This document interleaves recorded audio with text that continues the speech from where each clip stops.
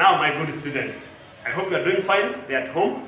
I'm also good here. Now, previously, we were looking at, what was yesterday? We were looking at political development and systems. In our previous lesson, we were looking at traditional forms of government, where we were looking at the Nyamwezi. We started by saying that the Nyamwezi were people from central Tanzania. They were called they got their name from the people of the coast, from the coast of Tanzania, who called them the people who came from the direction of the rising moon, or the direction of the new moon. We say that they were long distance traders as well as crop farmers. They were ruled by chiefs whose position was hereditary, matrilineal, so that the position of the chief was taken after the chief died by the son of the eldest sister to the chief. Now, we say that the title of the chief was Mtemi, and we also listed some of his powers. I won't go so much into detail now. I would like now to proceed after looking at the powers of the chief. Now, let's look at how, we had said that in this lesson we are going to look at how the kingdom was ruled, who assisted the chief, and so on and so forth. Now, that is where we are. So, then Temi, or the chief, ruled with the help of some very important or various important officials. Now, in this lesson, I'll take you through the officials, the very important officials that we're talking about. We had one, the Wanyinkulu, who was the priest. We say when we are looking at or listing the powers of the chief, we say that he had religious powers, where he presided over religious ceremonies and also blessed warriors before they went for war. So, in presiding over religious issues, he was assisted by the Wanyinkulu, who was the priest, and Muganwe, who was a religious official. So, those are the two people who assisted him when it came to religious matters. Now, from there, he was also assisted by a council of elders known as the Wanyampala. So these were the council of elders. So of course, like any other African community, the council of elders' main role was to settle disputes. So we say that the Ntemi, or the chief, settled major cases. So the small cases, the minor cases, of course, were settled by the council of elders. So which were the Wanyampala. Then from there we had another official here, another very important official, the Kikoma, or the information officer. If the chief wanted to know what is happening, he acted like the media, paparazzi, so he could tell the chief what is happening. This one has done this, the other, so how are the states of the towns, and so on. So the information was gathered and delivered to the chief by the Kikoma. We had other important officials. We had the army officer known as the Mtwale. We say that the Ntemi was the commander-in-chief of all the armed, or the traditional army.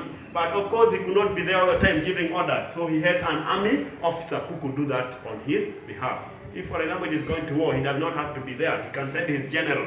So Mtwale, the army officer, could rise up to such, or during such occasions. You should know that Mtwale was deputized by Mteko. He had a deputy or an assistant. This assistant was the head of the secret service.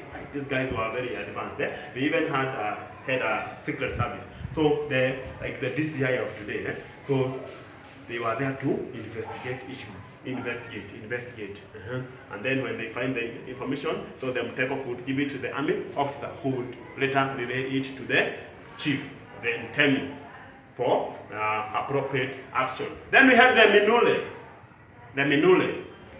This was the chief tax collector, went around collecting money. So you should know that we said that there are very many chiefdoms among them. We had around 300 chiefdoms. So there are very many chiefs. Don't think that we had only one chief or one chiefdom. We had very many chiefdoms, like 300 of them. And each chiefdom was made up between 10 and 30, what we are calling gunguris. Small villages were known as gunguris. So each one was made up of 10 to 30. between 10 to 30, that one made one chiefdom. And one chiefdom now was ruled by all these people, ruled by the chief, assisted by all these people. So you should know that the most famous Nyamwezi chiefs were one, Mirambo of Urambo, and we had Nyungu Yamawe of Okimbu. So we had so many chiefdoms, and these were, of course, very many chiefs. So these were the two most famous. Like all other African kingdoms, chiefdoms, and other traditional governments, the Nyamwezi chiefdoms came to an end due to the coming of the Europeans. That was the invasion of the colonization of Tanganyika by the Germans. So, like all African kingdoms and chiefdoms, this one also came to an end due to the coming of the Europeans. Questions? So, what was the title of the chief among the Wanyamwezi? You feel that one there. You can refer to the notes. Name any 3 important officials and their functions. I have listed around 7, so I'm only asking you to list 3. Remember that this work must be submitted to school on Friday for marking. So name any 3 officials and their functions. Now, what led to the decline of the Nyamwezi chiefdom? I think I have already answered that. So the reason that led to the decline of the Nyamwezi chiefdom was the same reason that led to the decline of all other African chiefdoms and kingdoms and other forms of government. So up to that point, I believe you have understood the formation, the government, how the Nyamwezi were governed, and all the important officers among the Nyamwezi. So if any question comes in any exam, you are not supposed to fail. You should not. So up to that point, have a nice time, and as usual, keep safe.